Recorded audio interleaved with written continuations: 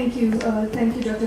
Bhattacharjee, and thanks, Alankar, for inviting me here. It's always interesting to be asked to speak about something because it forces you to gather your thoughts, things that you've been working on over years, months, and put them in some sort of perspective. I know we've lost quite a bit of our audience this morning to the beauty of Shillong, but those who are here, I hope you will engage with some of the ideas that I'm planning to put forward. In fact, just before I came onto the desk, I checked my Facebook page and I found a post by a friend, Paramita Vora, who writes a column in Midday. And this is actually a column from Mumbai Mirror, and she's talking about this new campaign, Kiss for Love. I don't know how many of you have been following it. There was an attack on a group of young people in a cafe in Kerala, and so that has prompted this whole reaction to moral policing, which has gathered quite a lot of support on social media. And Paramita has written about it in a partly light vein, but what she's saying is that even moral policing and reactions to it are a form of democratic discourse that has taken a different shape with social media. And while it may not be as weighty, we think, as issues of other civic issues or issues of law and order and state brutality and so on, it is also one thread in what we call democratic life. And it just brought home to me that some of the things that I'll be pointing to today are not the what we think of as the weighty issues of democracy, but really things that occupy our everyday. And in a way, if a democratic state doesn't enable everyday freedoms, then there is no point to democracy. So that's the larger vein within which I situate my talk. So yesterday, most of our attention was focused on the relationship between social media and the news space, and by extension, the role of news media and its practices in furthering democracy with the help or engagement of online social networks. While that is an extremely important part of our discussion, I'd like to turn our attention to a different aspect of life in a democracy, that is civic engagement on fronts other than those related to law, order, and representational politics. To begin, I present to you some mini stories from life on the net. A few concerned Bangalore residents start up a conversation on Facebook about saving a heritage site from demolition. I don't know if there are any Bangalore residents here, but this has to do with a structure that, a building that Rabindranath Tagore used when he was in Bangalore. The conversation picks up momentum and size, and in 2 days they are able to mobilize a small protest group outside the site. The discussion continues to gain attention and more opinion leaders join in, with activity moving offline strategically. It's not clear whether this will really save Balaburi, the site, but they are giving it a good fight, something that began online but very quickly moved onto the ground. A journalist tweets about the impending release of names of black money holders and starts a conversation on the topic, with opinions expressed by readers and others retweeting his post and several acknowledging support for his views by favoriting the post. While many of the posts on this hashtag are linked to articles, others are opinions and elicit further opinions. The next situation. Fueled by an inventive online campaign, private individuals and celebrities begin posting videos of themselves taking the ALS bucket challenge, ice bucket challenge. The campaign goes viral on social networks. Apart from the usual likes and comments, the trend prompts another idea, the rice bucket challenge. Starting as a modest proposal on Facebook, this challenge too goes viral, although on a more local level, with people committing their support to contributing rice to needy families and following it up with action. Young mobile-wielding voters post a slew of selfies proclaiming "I cast my vote" to mark their participation in the Lok Sabha elections of 2014. Dubbed Felfies, they proudly show the ink-marked finger as proof of their commitment to the democratic process. The mainstream media fuels this trend with outlets like WSJ India, Wall Street Journal India, exhorting people to send in their best pictures to be featured on the site. The last story, a warrior for animal rights keeps up a steady stream of commentary on her Facebook page, posting pictures of rescued stray dogs and news about abuses and neglect of canines in her city. Apart from creating a community of dog lovers, the posts serve to find homes for abandoned strays and to generate other solutions for the problem of abandoned and hurt dogs. Now, none of these examples are surprising or unexpected. They're examples of the kind of instances that we encounter every day as we walk down our online paths and turn various virtual corners. From the hyper-local to the regional and national, there's an abundance of conversation on various topics: social, professional, cultural, political, and of course personal. In this narrative, social media offer us a variety of possibilities of linking the intensely personal with the public, the civic, and the political. Incidents of sexual violence are attacks on the individual body, but they are also symptoms of a larger social and political failure. Abuses of children, as we heard yesterday, the example that Ishale gave, have to do with the choices we make inside our homes, but they also relate to state structures of protection and their absence. In June 2014, Facebook claimed some 242 million users in India, with 185 million accessing it on their mobile devices. Twitter has around 33 million users in India. Of course, these are not large numbers when you consider the population of India, but all of us in this room are part of that, landscape. So here's what a global Facebook minute looks like, and the numbers are up there: 50,000 links shared, 243,000 photographs uploaded, 3.3 million items shared, 150,000 messages sent, and so on. So it's a large number and enough for us to pay attention to. And these numbers seem to be growing exponentially every day. So again, none of this is really surprising or unexpected. We know that social networking sites are growing at a breakneck speed, and that more and more people are gaining access to the internet and therefore to social media. The number of apps, the range of things that one can do on social media is also increasing day by day. Manuel Castells, one of the foremost scholars of the network age, noted that most of us are in a state of informed bewilderment when we think about the constantly morphing animal that is social media. But it's impossible to resist the temptation to attend to that bewilderment with analysis, to find meanings and patterns in the spread of activity on this still new medium. What does it mean to be political on the social network? What sorts of politics does it generate? What does it do to offline or on-the-ground politics? These are questions that are raised time and again by those who would argue either way. One, that social media fosters democratic engagement, and its counter, that social media mutes or discourages real civic and political action by proxifying. The truth, as always, lies somewhere in between. To start with, I'd like to address some of the criticisms of net-based activism or political stand-taking. Critics note that the internet and therefore social media is the preserve of a few, particularly in India.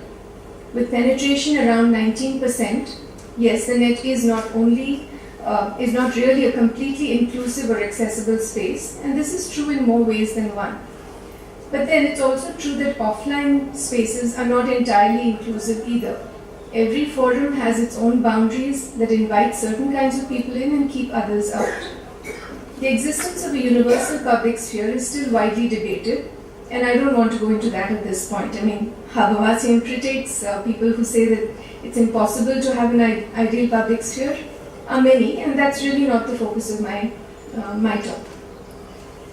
Secondly, critics contend that political conversation on the net and on social networks is little more than simply marking attendance. It's a weak form of the speech act that requires nothing more than the push of a button, what some have dubbed slacktivism or clicktivism. We feel that our democratic duty is served by just signing and forwarding an online petition.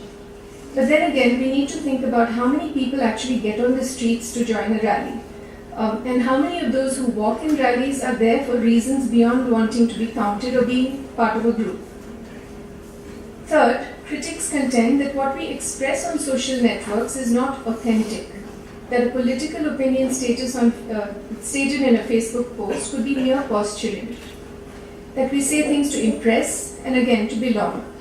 But how is this different from the pressure we feel in a room full of people on the street to agree with the majority, to take a position that is safe?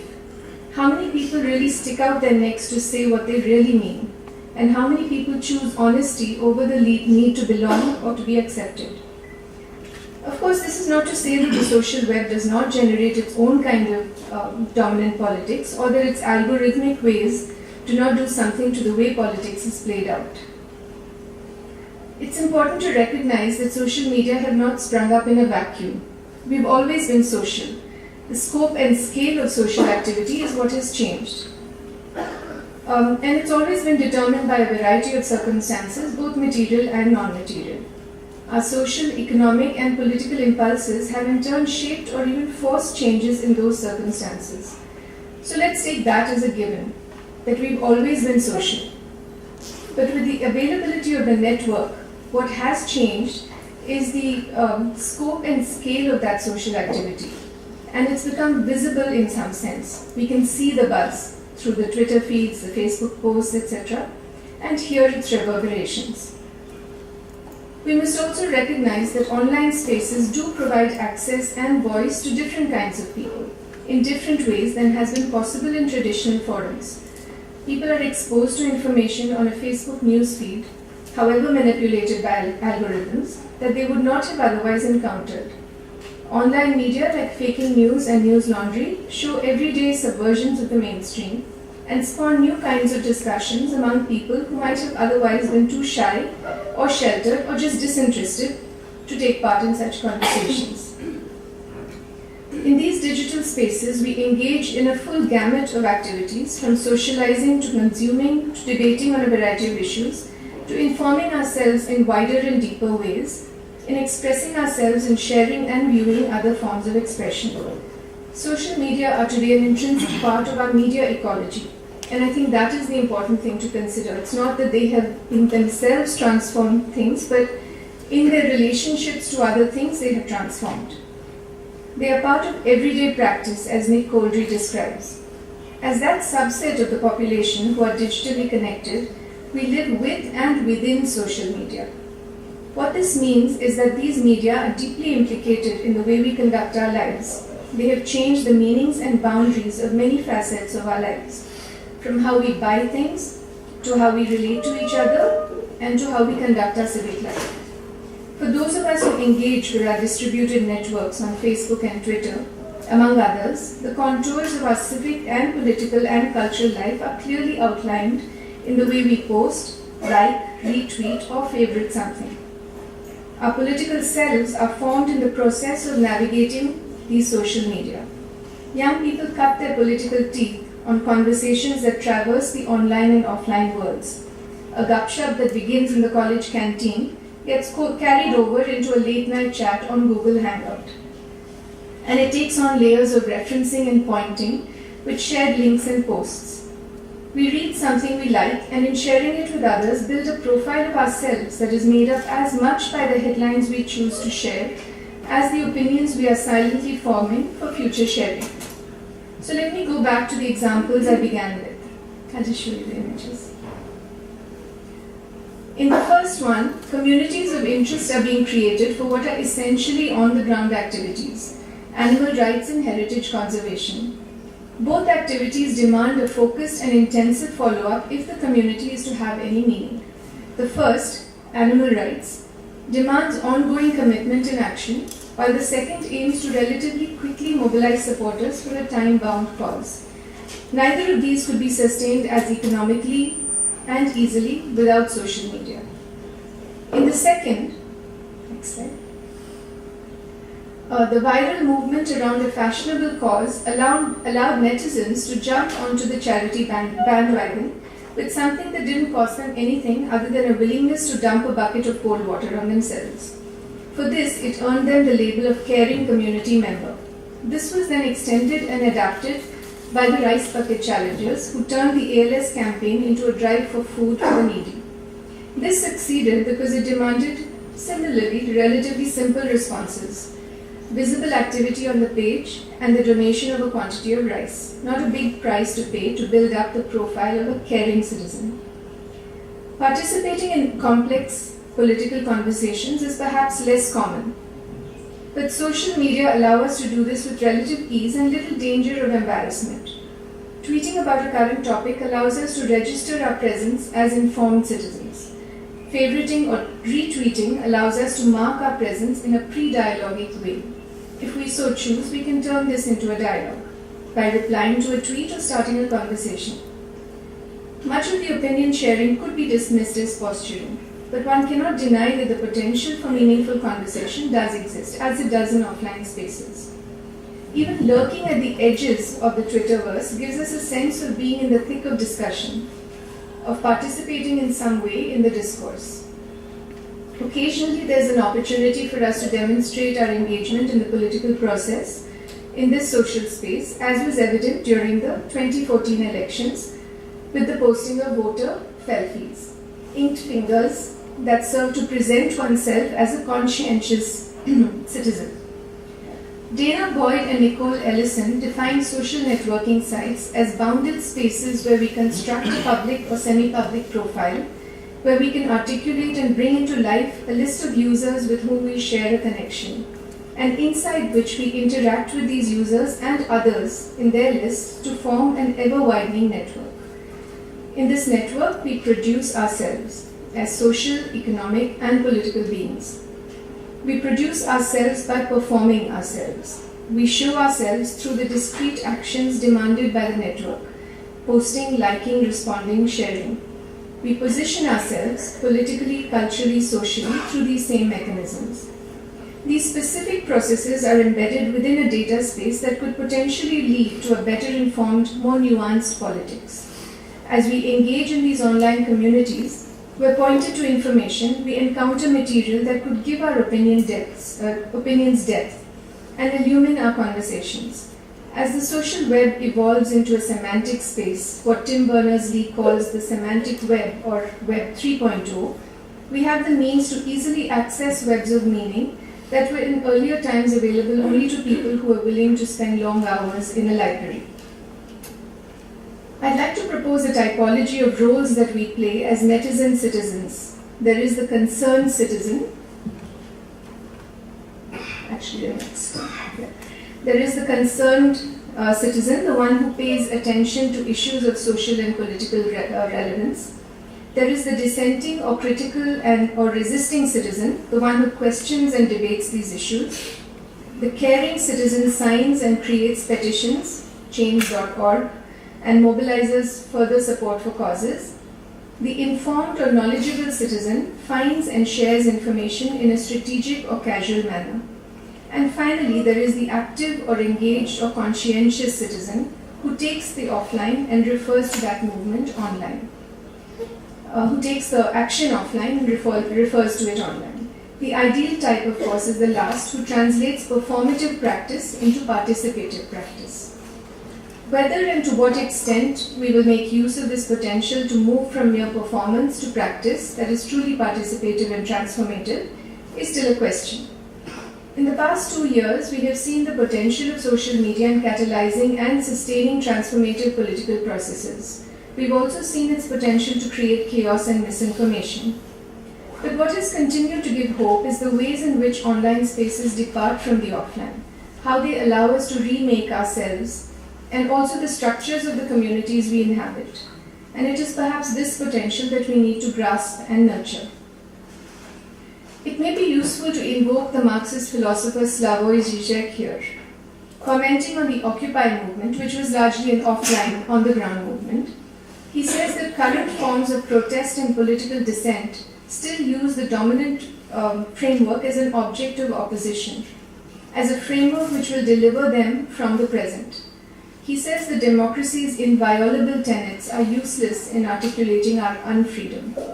I quote, "In the liberal West, we do not need explicit prohibitions. Ideology exerts enough power over us to prevent alternative narratives of history from being taken seriously. We censor ourselves. There are certain questions we never ask." End quote. Against conventional wisdom, I choose to take the more hopeful tack. Vint Cerf, an internet pioneer, called the net a surprise-generating machine. With social media, perhaps we have the opportunity to remake our social and political structures by generating a new kind of discourse. Instead of censoring ourselves, as Zizek notes, we have the possibility to remake and project a more nuanced, less polarized political self, to ask different questions, perhaps in different ways. And these questions could travel in different directions through the social web to produce a more meaningful, new, and more participatory democracy. One that might surprise us yet. Thank you.